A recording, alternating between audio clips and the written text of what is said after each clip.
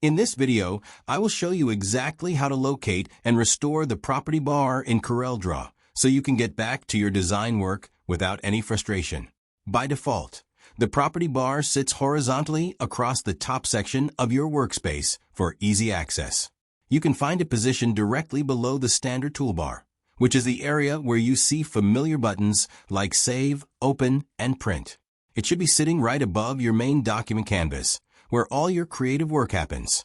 However, sometimes this bar might be accidentally hidden or moved from its usual spot.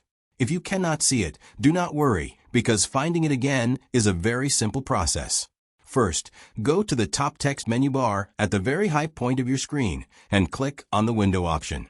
Once that menu drops down, move your cursor over and hover your mouse over the section labeled Toolbars. A side flyout menu will appear showing you several different options for your workspace layout. Look through this list and find the entry for Property Bar.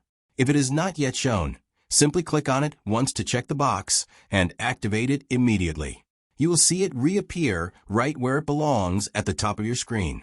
This bar is incredibly useful because it dynamically changes based on the tool you have selected, giving you the specific settings you need for every task.